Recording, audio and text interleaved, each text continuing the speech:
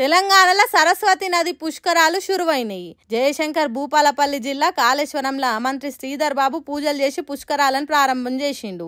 12 ఏళ్లకు ఒక్కసారి వచ్చే ఈ సరస్వతి పుష్కరాలకు పోయి నదిలో స్నానాలు చేస్తే పాపాలు గడిగినట్టు అయితాయట. బృహస్పతి గ్రహం మిథున రాశులకు ప్రతి 12 ఏళ్లకు ఒక్కసారి వచ్చినప్పుడు శక్తివంతమైతుందట. అందుకే సరస్వతి నదిలో మునిగి స్నానాలు చేస్తే మనసు శుద్ధి అవుతుందట. కోరుకున్న కోరికలు తీరుతాయట. జనన మరణ చక్రం నుంచి విముక్తి జరుగుతుందట. తాతలు ముత్తాతలను దలుచుకొని వాళ్ళని మొక్కి గౌరవించుకునే దానికి ఇవి మంచి గడియలట. అందుకే తెలంగాణ సర్కార్ సకల సౌలతులు చేసింది భక్తుల కోసం.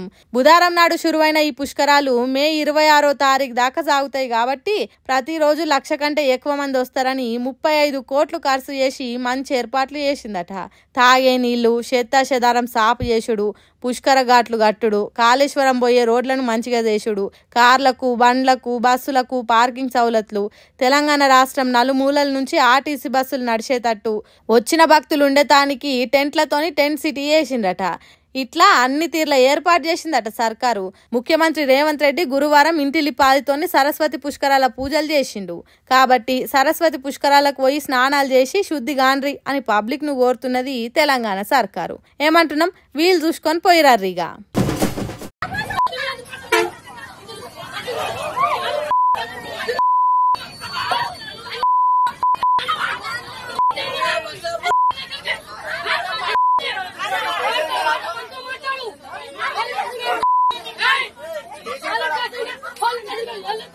బస్సు సీట్ కోసం వచ్చిందో లేకుంటే ఇంకెట్లా వచ్చిందో తెలియదు గాని నిల్చున్నామని కూర్చున్నామే ఓ బూతు మాట అన్నదట.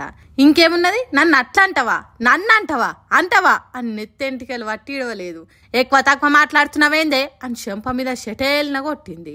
బస్సులున్నోళ్ళు కొందరు సెల్ ఫోన్ ఆన్ చేసి ఈ అద్భుత సీన్ మళ్ళా దొరకదో అన్నట్టు వీడియో తీసుకున్నారు. మగోళ్ళకి ఎంత బలం ఉన్నా ఆడోళ్ళ నడిమిట్లకు పోవద్దు కదా. అందుకే డ్రైవర్ సాబ్ బస్సును స్టేషన్ కు పోని అని అంటుర్రు. మొదటి భాగం అయినాక రెండో భాగంలో ఏం జరిగిందో చూడండి.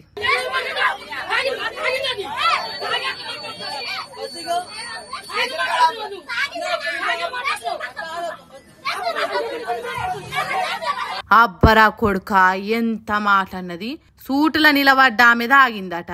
మరి గుప్పుమని వాసన వచ్చిందో లేకుంటే ఉత్తగానే బద్నాం వేస్తున్నదో తెలియదు గాని తాగి మాట్లాడుతున్నది. ఇది తాగింది, తాగే ఇట్లా చేస్తుంది అని అంటున్నది. ఇక మూకుంటదా, చలో నన్ను తాగినవంటవా, ఇంతమంది ముందట నా ఇజ్జత్ ఏం కావాలి అనుకున్నది కావచ్చు. బస్సు చక్కగా స్టేషన్ కు పోని, నీ సంగతి చెప్తా అన్నట్టు కోపానికి వచ్చింది. కానీ బస్సులున్నోళ్ళకి షికాకులేసి ఏ ఊకొండ్రి, ఏం లొల్లి, ఆ కెరకరాన్ లొల్లి అనే వరకు బస్సు రువ్వడిగా పెంచిండు డ్రైవర్ సాబు.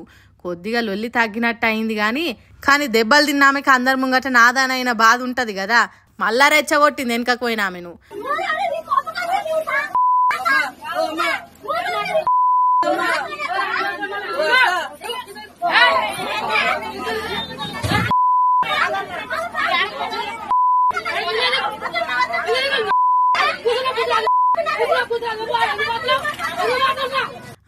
పిలిచి కొట్టించుకున్నా అంటే ఇగో ఇదే. బస్సు సీట్ కోసం గింతగానం లొల్లెందుకని నిలబడ్డామే చిన్నగా వెనకపోతే ఒక్కొక్క మాట అనుకుంటా రెచ్చగొట్టి మళ్ళా లొల్లు ఎక్కువ చేసి చెంప దెబ్బలు తిన్నది.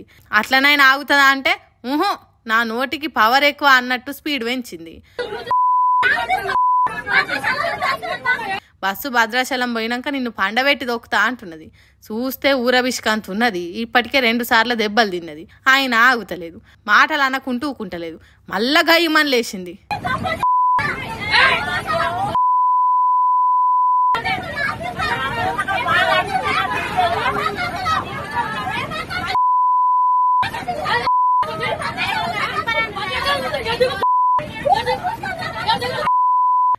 తాపకు లా ఆ అని బూతులు తిడుతుండే వరకు కోపం వచ్చింది. భద్రాచలం వచ్చేదాకా కాదు, ఇప్పుడు బస్సు దిగు అని రేషానికి వచ్చింది నిల్సున్నక్క. తానున్న అజానికి ఒక్క దెబ్బ గట్టిగా కొడితే మారు మాట్లాడుకుంటా అవుతుంది. కానీ ఊకోకుండా లొల్లి రెచ్చగొట్టేటట్టు చేస్తున్నది. ఇక తర్వాత ఏం జరిగింది అనేది మనకు తెలియదు. ఎందుకంటే వీడియో తీసిన వాళ్ళకు ఓపిక నశించి బంద్ పెట్టినట్టుర్రు. మనుగూరు నుంచి భద్రాచలం పోయి ఆర్టీసీ బస్సులు గిట్లా జరిగింది కొట్లాట. ఉచిత బస్సు సౌకర్యం ఉన్నప్పుడు ఓపిక కొద్ది ప్రయాణాలు చేయాలి గాని ఈ లొల్లేంద్ర దేవుడా అని నెత్తి కొట్టుకుంటున్నారు తోటి ప్రయాణికులు.